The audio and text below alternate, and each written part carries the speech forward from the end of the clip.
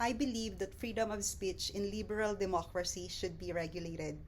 Freedom in all aspects, including free speech, should have its limits. As Oliver Wendell Holmes once said, one person's freedom ends where another's begin. In liberal democracies, the Constitution protects our rights and freedom. United Nations Universal Declaration of Human Rights promotes it on Article 19. Although freedom of speech or expression is a right, it is not an absolute right. There are duties and responsibilities in the exercise of this freedom. In liberal democracies, the restrictions on freedom of speech must be justified to protect national security, territorial integrity, public safety in the prevention of crime and disorder, protection of health and morals, protection of one's right and reputation, prevention of the disclosure of information, and maintain the impartiality of judiciary. Technology has changed the way we communicate, how we express ourselves, our opinions, and our thoughts. Social media platforms and search engines speed up the information dissemination, and they can amplify our messages. The internet has its advantages to enhance freedom of speech in liberal democracies. It actually provides an avenue to express our opinions, gather sentiments, and increase political participation, which affects how policies are made. On the other side of the coin, technology also provides a platform to discriminate, to hate, violate human rights, disinformation, spread fake news, and lies. Its feature and algorithms most of the time is used by political propaganda to advance the interests of few people who has money to pay ads and trolls. Technology affects the integrity of information and destroys facts.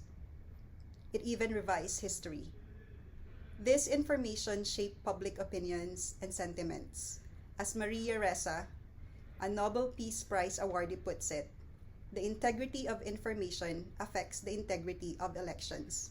Elections, which are important for liberal democracy. Today, the disinformation threatens our democracies and its institutions. Tech companies should be regulated to protect facts and prevent the revision of history. At the moment, fact, fiction, and lies are treated as same data. Laws should be passed to make people responsible and accountable in spreading fake news. Political ads should be reviewed thoroughly. There should be users' identity requirements before creating social media accounts. The anonymity feature of social media made it more easy for violators to use it to harm others and promote their own interests. Aside from the laws to be created and implemented to regulate freedom of speech, we as people should also strengthen our core values.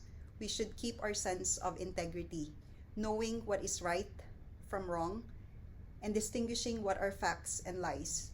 Social institutions like our educational system should be improved to teach people how to read reliable resources and practice critical thinking.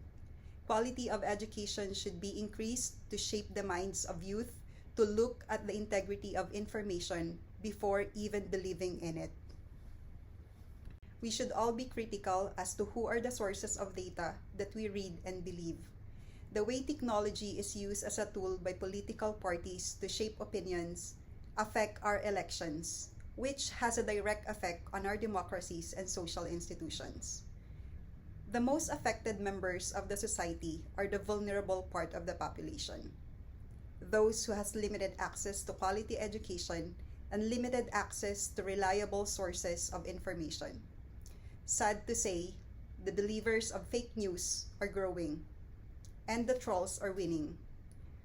We should be diligent in reminding people to practice critical thinking and help our institutions fight the spread of disinformation.